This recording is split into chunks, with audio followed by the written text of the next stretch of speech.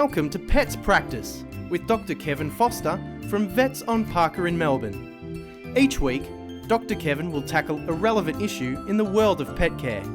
He will help explain what to look for and how to minimise the risk to your pet. In this series, Dr. Kevin will cover all kinds of topics, from nutrition, dental care, diabetes, and even introducing babies into households with existing pets.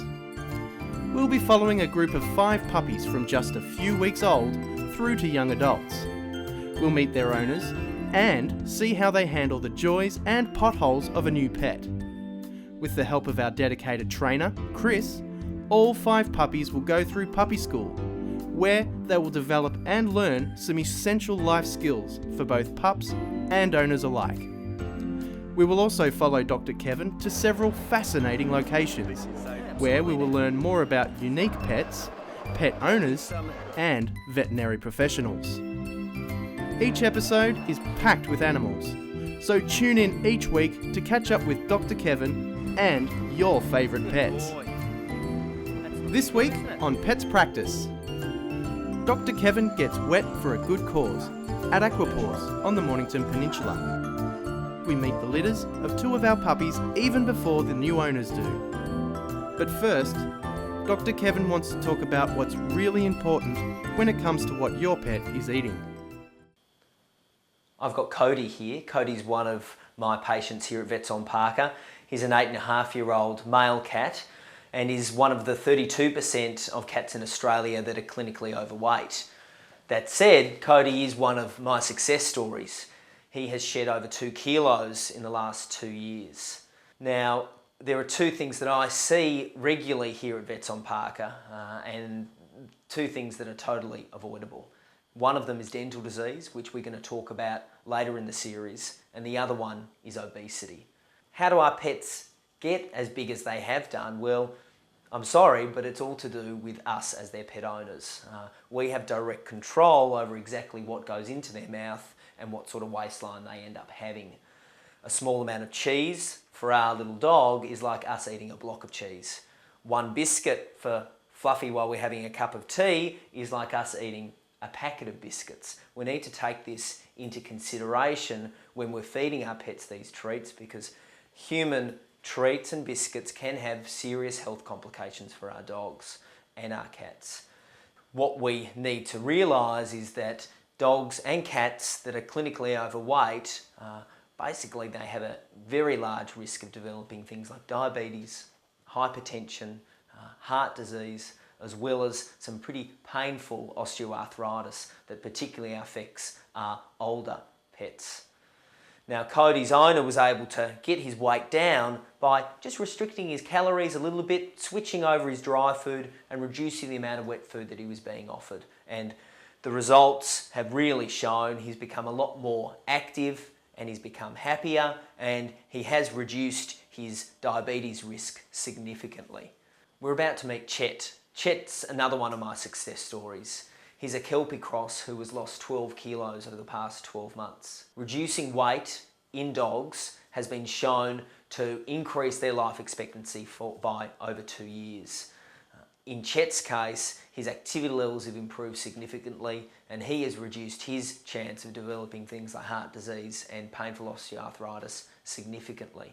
So let's go meet Chet and his owner Michael and see how active he is now. So Michael, Chet's looking amazing since he lost all that weight. Yeah. What was his weight when he was at his heaviest? I think he weighed in at 31.4. Wow. And we weighed in then and he's 19.4, so that's 12 kilograms. That's 12 kilos. That's amazing.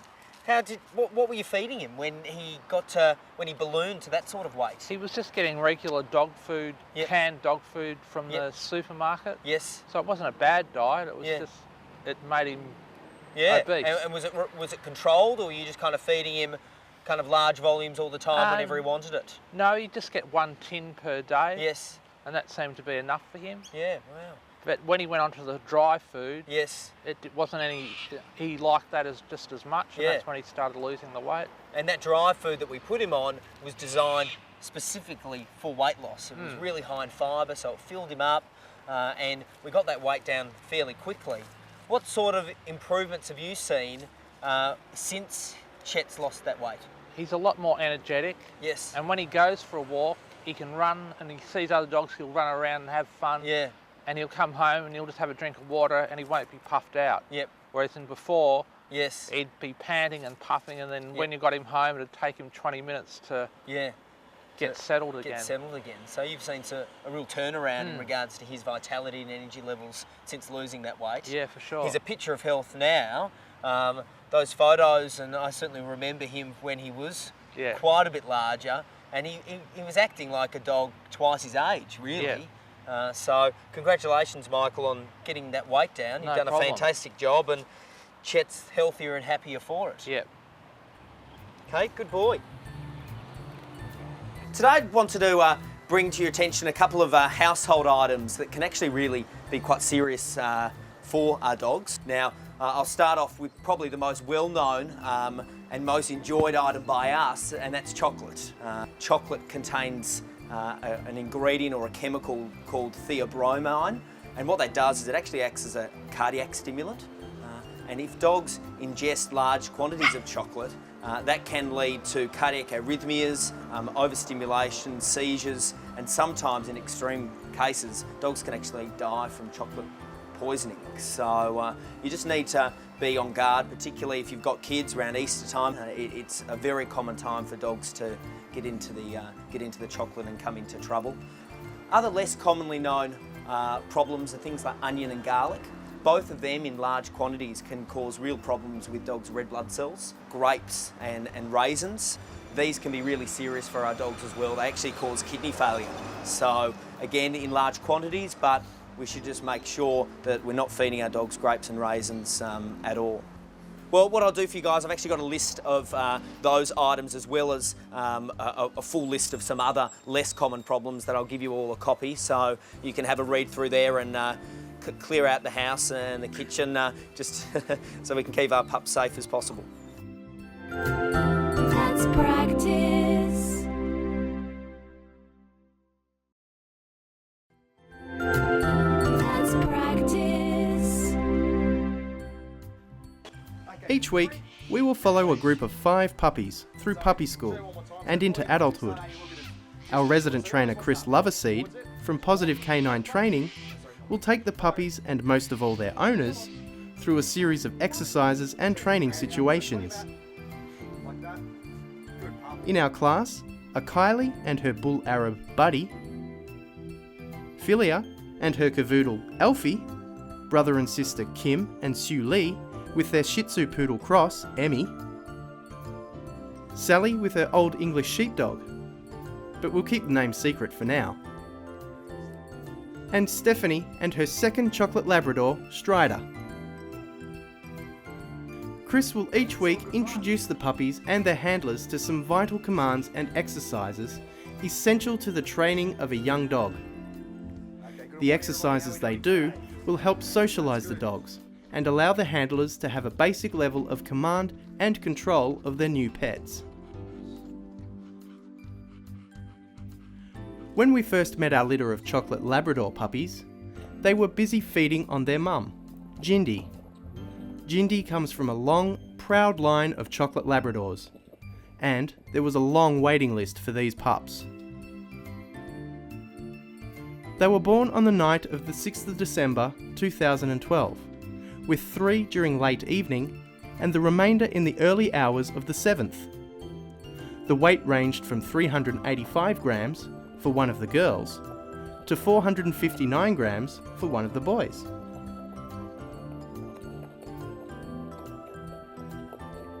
Their eyes and ears opened at 10 to 12 days. They were tasting food at 2 weeks and eating full solid meals only a few days later.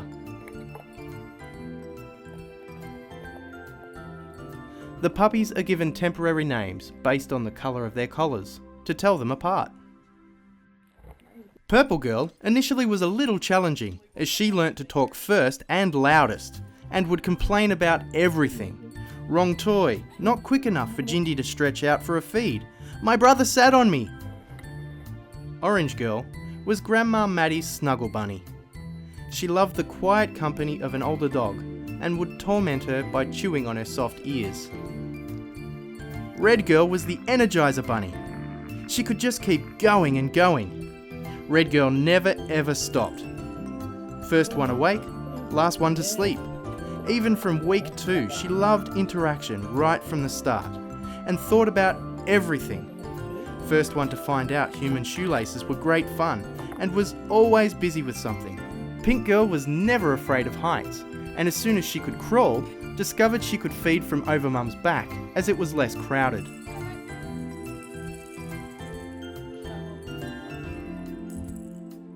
Black Boy developed early, born bigger and stayed bigger than the others.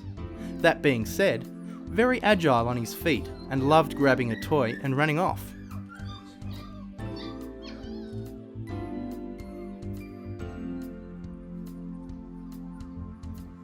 Blue Boy appreciated time away from the crowd and loved to snuggle and learn stuff. Blue Boy, a smart young man, he was the first one to learn to slow down on slippery floors and easily the first to get stuck into his fresh meat bones. Silver Boy loved kids and would be the first to make eye contact with strangers. A very interactive pup, was always interested in young children and loved giving the cat a bit of grief. So in a few weeks' time, the new owners would visit the litter of 4 girls and 3 boys and have a very difficult decision as to which one they liked the most. Let's practice. Our next litter are Old English sheepdogs. The mum, Betsy, is no stranger to the camera, as she has had her brush with fame after becoming one of the dogs used in the television commercials for Dulux. Betsy is a perfect mother, looking after her babies diligently for 8 weeks. Some of these pups have already been named, and others have been given temporary names based on their size and markings. Like the chocolate Labradors, there are 4 girls and 3 boys. Audrey was chosen from a very young age to stay and live with her mum and is the showgirl. Big Girl is the firstborn and is distinguishable by her black front leg that will turn grey when she gets her junior coat.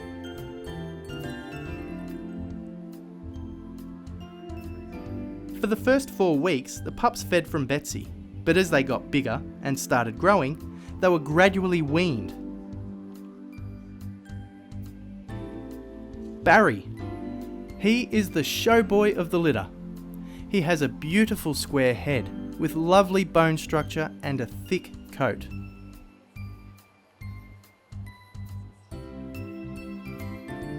Molly is very similar to Audrey, and you have to look twice to see which one it is.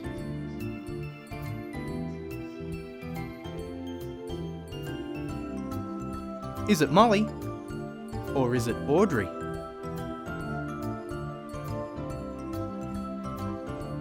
Little Girl was first named Dora the Explorer. Even though she was the smallest, she was the first to do things or try out a new toy.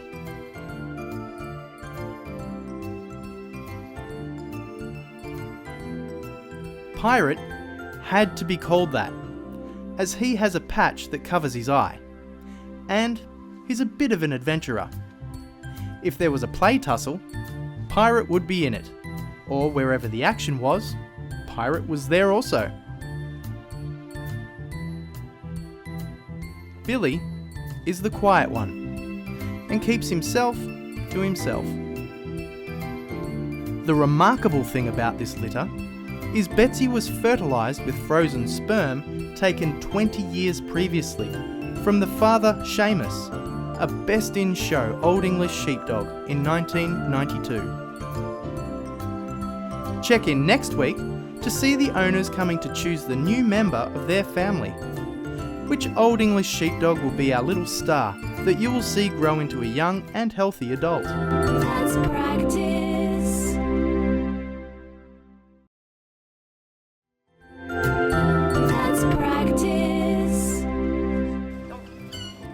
This week, we travel to Somerville on Victoria's Mornington Peninsula to Aquapaws, where we meet Joe Woolley, an internationally qualified canine hydrotherapist and canine rehabilitation therapist. Hi, I'm Dr. Kevin. Hi, Dr. Kevin. I'm Joe. Welcome back. Nice to meet you. This is our hydrotherapy room, Dr. Kevin. We use the underwater treadmill. Excellent. It looks really good. What do you use hydrotherapy for? We use it post-surgery. It's great for orthopaedic surgeries, knee surgeries, to help dogs get back on track and help them regain their strength and be able to walk properly. It's great for post-surgery for spinal cases, helps them re-establish their gait patterning, and it's really, really good for dogs with arthritis. Of course, that low impact sort of exercise is great for dogs with those sorts of degenerative conditions.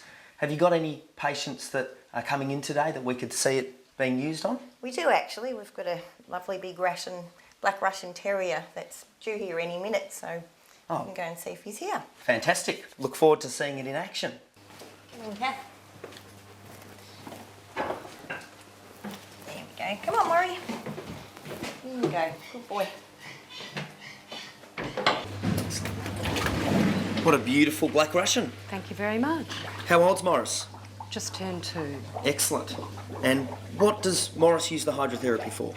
Well, Morris has had some elbow surgery. He's got elbow and hip dysplasia. Oh, gee. So we use it to keep his muscles strong. Excellent. And how long has he been having the hydrotherapy for? About 10 weeks. So was he quite immobile before? Stiff. Yep. Inactivity makes him stiff. Yes. So the movement, Has really helped. it has. Excellent. Really improved his quality of life, would you say? Yes, it has. It adds to it with all the other things that you do. So Joe, what's happening now?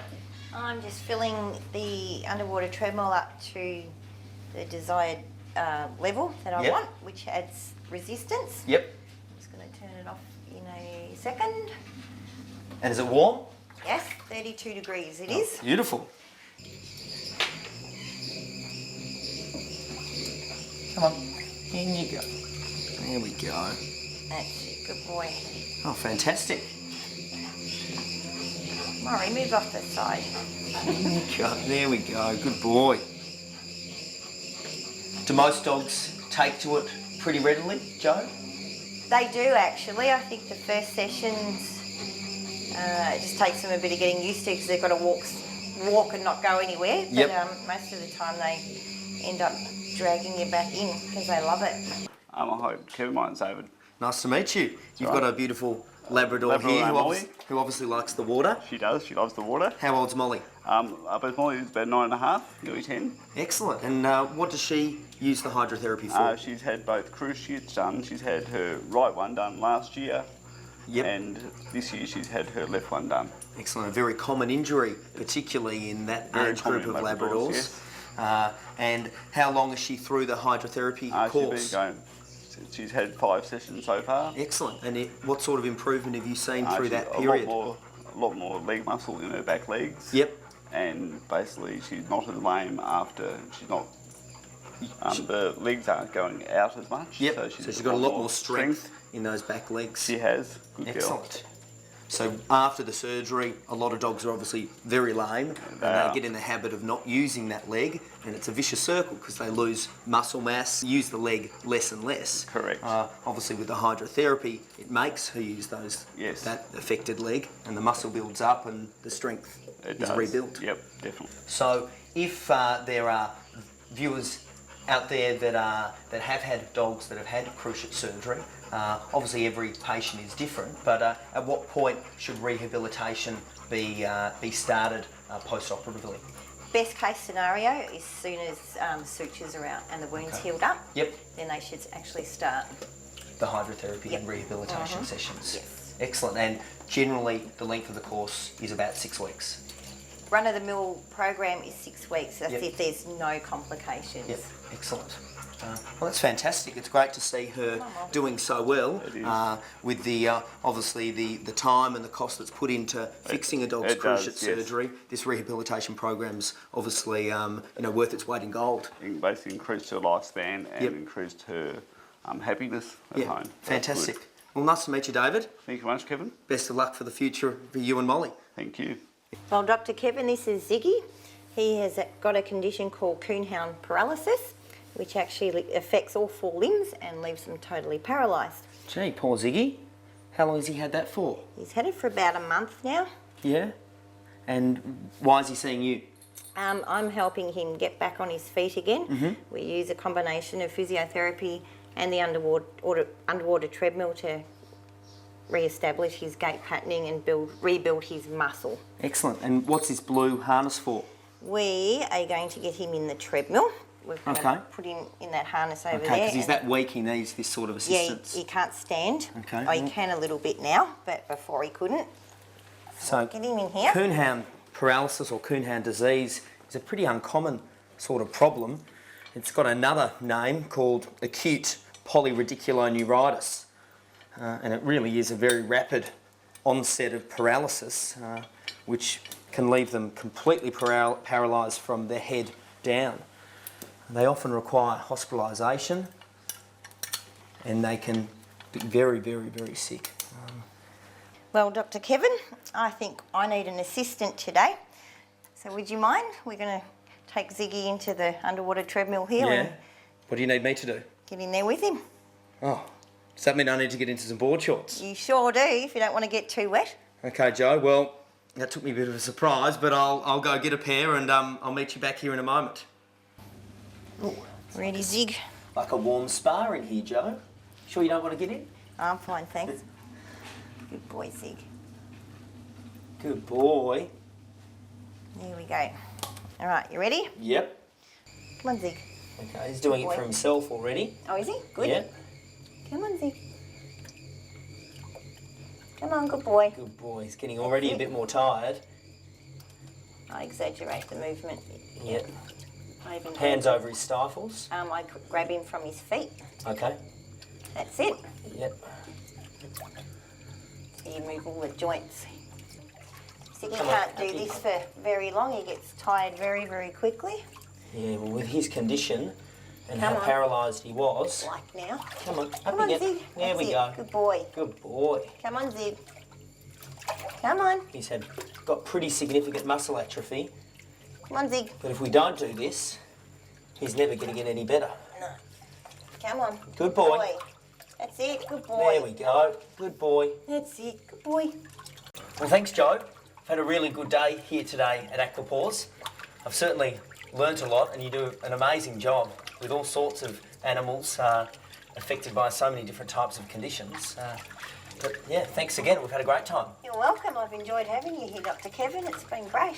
And we look forward to seeing you again later in the series. That would be great. Come on, Zig. Zig. Keep going. That's it. Good boy.